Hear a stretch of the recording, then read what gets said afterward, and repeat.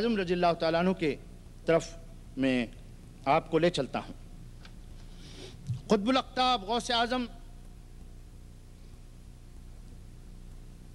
الغوث الصمدانی البحر الحقانی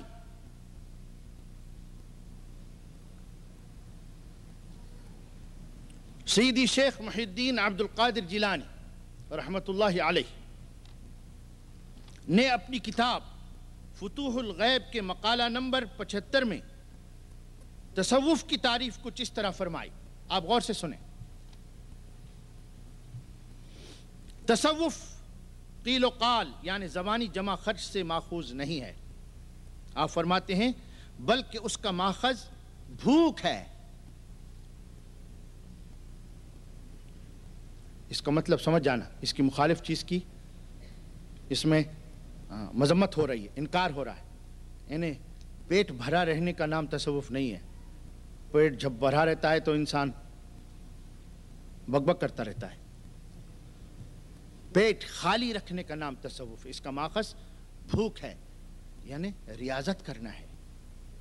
اپنی خواہش کو، جو کھانا کھانے کی انسانی خواہش ہے، جسم کا ایک تقاضا ہے، اس پر کنٹرول کرنا ہے۔ اور آگے چل کر فرماتے ہیں ان اشیاء کا ترک کرنا ہے جن کے ہم عادی ہو چکے ہیں اور جن کو ہم اچھا سمجھتے ہیں۔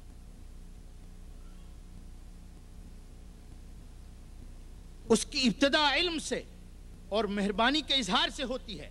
آپ فرماتے ہیں اس لیے کہ جب نفس کو علم سے وحشت ہونے لگتی ہے تو لطف و مہربانی اس کی مونس و غمخوار بنتی ہے اور اس کا دل بہلاتی ہے۔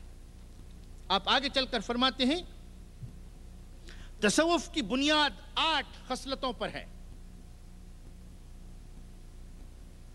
جو یہ ہیں: سیدنا ابراہیم علیہ السلام کی سخاوت، سیدنا اسحاق علیہ السلام کی رضا یعنی راضی بقضاء الہی رہنا، سیدنا ایوب علیہ السلام کا صبر، سیدنا زکریہ علیہ السلام کا اشارہ یعنی اشارے سے بات کرنا، خاموشی اختیار کرنا، بکواس نہ کرنا، زیادہ بات چیت نہ کرنا، خاموشی اختیار کرنا، صمت اور خاموشی، سیدنا یحییٰ علیہ السلام کی غربت یعنی غریب الوطنی، اپنے وطن میں رہ کر بھی اپنے آپ کو غریب الوطن سمجھنا، اس لیے کہ انسان جب غریب الوطن رہتا ہے تو وہ مال جمع کرنے کی کوشش نہیں کرتا، وہ اتنا ہی اپنا ساتھ رکھنے کی کوشش کرتا ہے جس کا اٹھانا اور سفر پر جانا اس کے لیے ہلکا اور آرام دہ ہو۔ سیدنا موسیٰ علیہ السلام کا صوف، آپ نے صوف کا لفظ استعمال کیا اور میں بھی اسی لیے استعمال کر رہا ہوں، اور میں آپ حضرات سے معافی کا خواستگار ہوں کہ یہ ٹرمنالوجی کو اسی طرح سمجھنا اور اسی طرح اس کو یوز کرنا چاہیے۔ صوف سے مراد یہاں پر موٹے ڈھاٹے کپڑے ہیں کہ جو دولت مند حضرات اپنے لیے نامناسب سمجھتے ہیں، اپنے کسر شان سمجھتے ہیں، تو اس نفس کو توڑنے کے لیے موٹے ڈھاٹے کپڑے پہننا ضروری ہے کہ نفس پر انسان کو کنٹرول ہو سکے، قدرت پا سکے، قابو پا سکے۔ اگر نفس پر قابو نہیں پایا تو وہ انسان کامیاب نہیں ہو سکتا، اور خاص طور پر اس میدان کا وہ شہسوار نہیں بن سکتا۔ سیدنا عیسیٰ علیہ السلام کی سیاحت، اور سیاحت میں کیا راز ہے؟ عربی کا مقولہ ہے السفر وسیلۃ الظفر، سفر کامیابی کا ایک وسیلہ، ایک ذریعہ ہے۔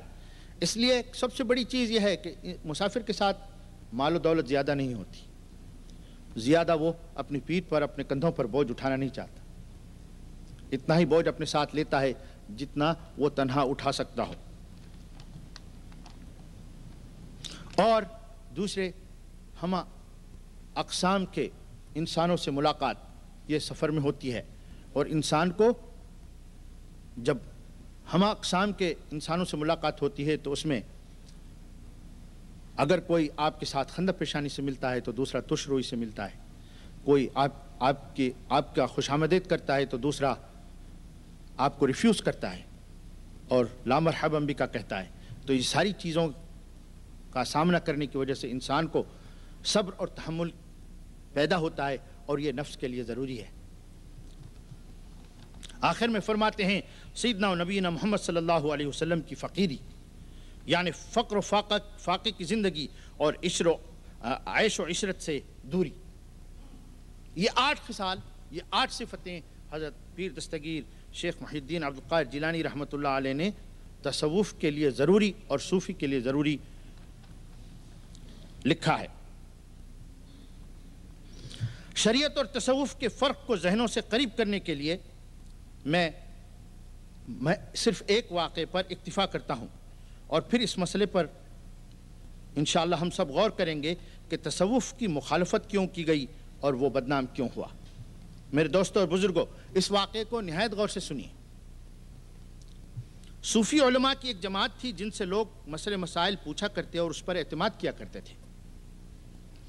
دھیرے دھیرے یہ جماعت مقبول عام ہوتی گئی، لیکن حاکم وقت کے متعین کردہ ذمہ دار علماء کو یہ بات بھلی نہ لگی، اور یہ وہ علماء تھے جن کی رائے اور مشورے کی بنیاد پر عدالتوں میں فیصلے ہوا کرتے تھے۔ ان علماء ظاہر نے چند مسائل جمع کیے اور مذکورہ صوفی علماء کے جوابات عوام الناس سے حاصل کر کے حاکم وقت کے سامنے اپنا یہ فیصلہ پیش کیا کہ یہ جماعت مرتد ہے اور شریعت میں مرتد کی سزا قتل ہے، لہٰذا ان صوفیوں کو قتل کیا جانا چاہیے، ورنہ عوام الناس میں ان کی وجہ سے گمراہی پھیل جائے گی۔ یہ ان مسائل میں جن کو بنیاد بنا کر انہوں نے ان پر ارتداد کا حکم لگایا تھا، ایک مسئلہ یہ بھی تھا۔ کیا مسئلہ تھا؟ ان سے کسی نے پوچھا، صوفی حضرات سے، کہ اگر کسی کے پاس 40 دینار سرخ اشرفی گولڈن کوائن، کسی کے پاس 40 دینار ہوں تو وہ زکوٰۃ کتنی ادا کرے؟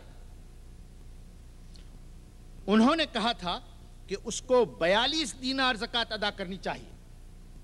آپ بھی خود تعجب کریں گے اس جواب پر، حالانکہ شریعت میں 40 کی زکوٰۃ صرف 1 دینار، 40 کی 1 ہوتی ہے اور 100 پر 2.5%، تو 40 دینار کی 1 دینار زکوٰۃ ہوئی۔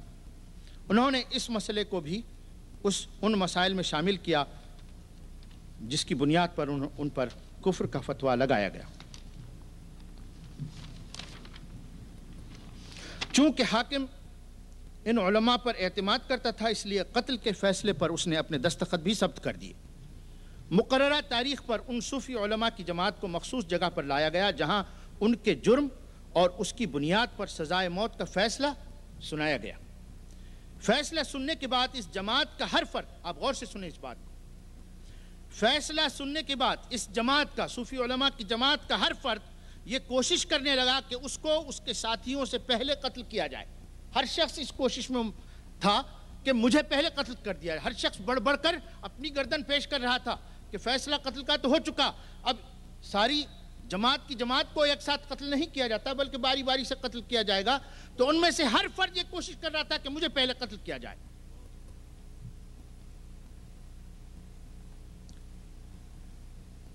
چونکہ حاکم وقت فیصلہ سناتے وقت موجود رہا کرتا تھا، اس زمانے کا یہ قرینہ اور عادت تھی، اس لیے اس نے صوفی علماء کے اس فعل پر سخت تعجب کا اظہار کیا اور سزائے موت کے نافذ کیے جانے سے قبل ان سے بالمشافہہ ملاقات کا فیصلہ کیا۔ اس نے ان صوفی علماء سے پوچھا کہ 40 دینار کی زکوٰۃ 42 دینار آپ نے تجویز کی ہے، بفرض محال 40 دینار کی 40 ہی دینار زکوٰۃ مان لی بھی جائے، تب بھی یہ سوال باقی رہ جاتا ہے کہ 40 پر 2 کا اضافہ کہاں سے ہوا؟ اس نے 40 جمع کیا اور آپ 42 دینار زکوٰۃ کہہ رہے ہیں، یہ 2 کا اضافہ کیسے ہوا؟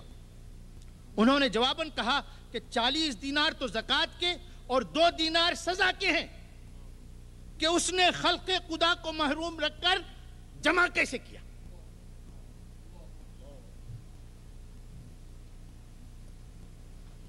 میرے دوستو بزرگوں، حاکم وقت نے ان کا یہ جواب سن کر اپنے قتل کے فیصلے کو منسوخ کر کے ان کو حکم دیا کہ آپ میری مملکت میں جہاں جائیں آپ کو اجازت ہے، اور آپ کو یہ بھی اجازت ہے کہ آپ شریعت کے احکام اپنی خلق خدا پر ظاہر کرتے رہیں اور ان کو بتاتے رہیں۔